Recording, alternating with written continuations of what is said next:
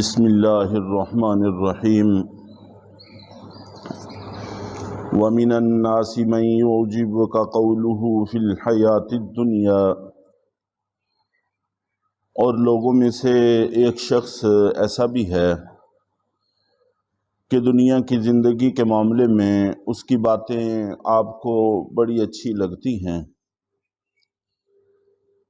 وَيُشْهِدُ اللَّهَ عَلَى مَا فِي قَلْبِهِ، اور وہ ان باتوں پر جو اس کے دل میں ہیں اللہ کو گواہ بناتا ہے۔ وَهُوَ أَلَدُّ الْخِصَامِ، حالانکہ وہ آپ کے دشمنوں میں سے سب سے سخت دشمن ہے۔ یہ اخنس بن شریق نامی شخص تھا، مدینہ منورہ میں منافق تھا، اور اللہ تعالیٰ نے بولنے کے اعتبار سے فصاحت و بلاغت اس کو عطا کی ہوئی تھی، اور یہ نبی پاک صلی اللہ علیہ وسلم کی مجلس میں آتا، اور ایسے لوگ عام طور پر شروع میں 2-4 دن دھوکہ دے سکتے ہوتے ہیں اور اپنا فائدہ اٹھا سکتے ہوتے ہیں، بالآخر پھر بصیرت رکھنے والی نگاہیں آسانی سے ایسے لوگوں کو پہچان لیتی ہیں۔ تو یہ بھی اللہ کے نبی صلی اللہ علیہ وسلم کے پاس آتا اور آ کر اپنی چکنی چپڑی باتوں سے آپ کو متاثر کرنے کی کوشش کرتا کہ آپ کی مجلس میں آتے ہیں، بڑا جی لگتا ہے، آخرت کی طرف دھیان ہوتا ہے، اور جب یہاں سے جاتے ہیں بڑی بے چینی ہوتی ہے، بڑی بے قراری ہوتی ہے، اس قسم کی باتیں کیا کرتا تھا۔ اور اس کے ساتھ ساتھ قسمیں بھی اٹھاتا تھا، اور یہ بھی منافقوں کے افعال میں سے فعل ہے کہ وہ جھوٹی قسمیں بہت اٹھاتے ہیں۔ تو اپنے دل میں جو باتیں ہیں ان پر اللہ کو گواہ بھی بناتا تھا، اللہ کی قسمیں بھی اٹھاتا تھا۔ چنانچہ سورہ منافقون کے اندر بھی عبداللہ بن ابی رئیس المنافقین، جو سب سے بڑا منافق تھا، اس کے بارے میں یہی تذکرہ ہے کہ وہ قسمیں اٹھا کر کہتے ہیں کہ آپ اللہ کے رسول ہیں۔ اللہ تعالیٰ نے فرمایا کہ یہ جھوٹ بولتا ہے، حالانکہ آپ اللہ کے رسول ہیں، اس میں کوئی شک نہیں، لیکن اس کے دل کے اندر یہی ہے کہ آپ اللہ کے رسول نہیں ہیں، اور یہ اپنے دل میں موجود بات پر قسم اٹھاتا ہے، زبان پر کچھ ہے، دل میں کچھ ہے، جھوٹ اسی کو کہتے ہیں۔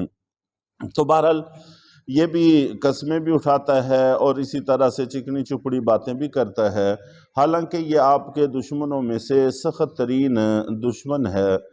اور اس کی کیفیت یہ ہے وَإِذَا تَوَلَّى سَعَىٰ فِي الْأَرْضِ لِيُفْسِدَ فِيهَا، کہ جس وقت یہ اٹھ کر جاتا ہے تو زمین میں اس کی باغ دوڑ اس غرض سے ہوتی ہے کہ یہ زمین میں فساد مچائے، یہاں سے اٹھ کر جاتے ہی فساد مچانا شروع کر دیتا ہے، اس کو یہ بات کہے، اس کو وہ کہے۔ وَيُهْلِكَ الْحَرْثَ وَالنَّسْلَ، اور وہ کھیتیوں اور نسلوں کو ہلاک کرتا ہے۔ چنانچہ صحابہ کرام نے اپنی کھیتیاں کاٹ کر رکھی ہوتی، ان کے گٹھے بنا کر رکھے ہوتے، یہ چوری چھپے ان کو آگ لگا دیتا، اس قسم کے کام کرتا تھا، کھیتیاں ضائع کرتا تھا۔ اسی طرح صحابہ کرام کے جانور چراگاہوں میں بندھے ہوتے، چر رہے ہوتے، تو یہ ان کو ذبح کر دیتا، ان کو قتل کر دیتا یا ان کو کوئی نقصان پہنچا دیتا۔ تو نسل بھی خراب کرتا تھا جانوروں کی، اور اس کے ساتھ ساتھ کھیتیاں بھی خراب کرتا تھا، اور کمزور صحابہ کرام کے ساتھ ڈانٹ ڈپٹ کا رویہ بھی رکھتا تھا۔ اس طرح کے لوگوں کے اندر یہ فعل بھی ہوتا ہے۔ واللہ لا یحب الفساد، اور اللہ تعالیٰ فساد مچانے والوں کو پسند نہیں فرماتے۔ وَإِذَا قِيلَ لَهُ اتَّقِ اللَّهَ أَخَذَتْهُ الْعِزَّةُ بِالْإِثْمِ فَحَسْبُهُ جَهَنَّمُ، اور انہی کی ایک اور عادت ذکر کی ہے اس قسم کے لوگوں کی کہ جس وقت ان کو کہا جاتا ہے کہ اللہ سے ڈرو تو نخوت ان کو گناہ پر ابھارتی ہے۔ اکڑ، تکبر، غرور، وہ بھی اس بات کو پسند نہیں کرتا کہ ان کو کوئی واعظ و نصیحت کرے۔ چنانچہ اگر کوئی صحابی ان کی اس ایسی حرکت سے واقف ہو جاتے اور وہ اس کو روکنے کی کوشش کرتے کہ اللہ سے ڈرو، تو بجائے اس کے کہ یہ اللہ سے ڈر جاتا، الٹا اپنے غرور اور تکبر کی وجہ سے اور غلط حرکتیں کیا کرتا تھا کہ جس وقت اس کو کہا جاتا تھا کہ اللہ سے ڈر، تو نخوت، عزت یا غرور یہ اور زیادہ گناہ پر اس کو ابھارتا۔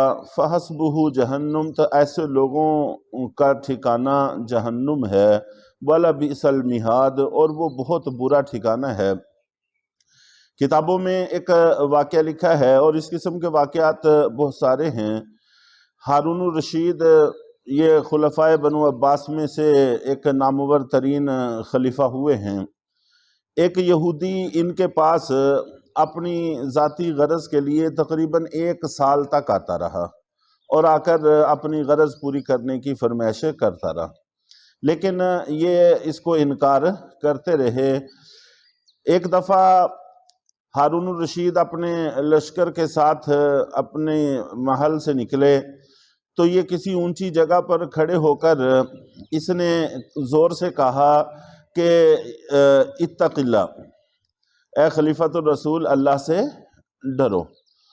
تو اس پر ہارون الرشید اپنی سواری سے اترے اور فوراً زمین پر سجدہ کیا اور اللہ تعالیٰ سے معافی مانگی، اور پھر اپنے خدام کو کہا کہ اس کی حاجت پوری کر دو۔ چنانچہ اس کی حاجت پوری کر دی گئی۔ جب واپس لوٹے تو ہارون الرشید سے کسی نے پوچھا کہ آپ نے یہ کیا کیا؟ ایک یہودی نے بات کہی، آپ سواری سے اترے، سجدہ کیا، اللہ سے ڈرے، اور اس کے بعد اس کی حاجت کو بھی پورا کر دیا۔ تو وہ کہنے لگے کہ اصل میں میرے ذہن کے اندر یہی کیفیت آ گئی تھی جو اس آیت کے اندر ہے۔ اس آیت کو انہوں نے پڑھا کہ جب ان کو کہا جائے کہ اللہ سے ڈرو تو عزت نفس ان کو گناہ پر ابھارتی ہے، تو یہ برے اور منافق لوگوں کی نشانی ہے۔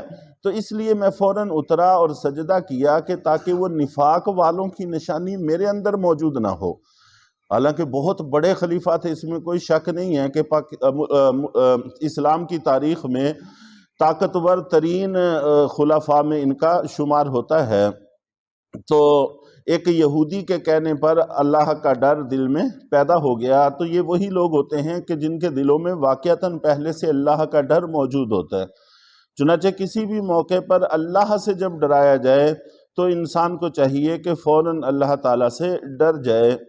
اور ہماری بنسبت عربوں کے اندر یہ وصف زیادہ پایا جاتا ہے۔ چنانچہ عرب جب آپس میں کسی سے کوئی جھگڑا کریں تو فوراً اتق اللہ کا لفظ بولیں تو وہ جھگڑا ختم کر دیتے ہیں، یا یہ کہیں کہ صلی علی النبی، کہ اللہ کے نبی صلی اللہ علیہ وسلم پر درود پڑھو، تو فوراً درود پڑھنا شروع کر دیتے ہیں اور جھگڑا ختم کر دیتے ہیں۔ اور ہماری عادت یہ ہے کہ ہمیں کچھ بھی کہا جاتا رہے، ہم اپنی بات سے پیچھے ہٹنے کو تیار نہیں ہوتے، تو اس لیے اسے گریز کرنے کی ضرورت ہے۔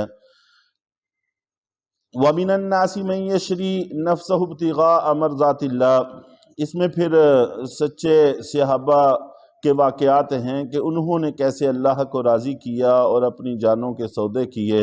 تو انشاءاللہ العزیز کل کے درس میں اس کا تذکرہ کیا جائے گا۔ اللہ تعالی ہم سب لوگوں کو برے لوگوں کی اقتداء سے محفوظ فرمائے اور اچھے لوگوں کی اقتداء میں لگنے کی توفیق عطا فرمائے۔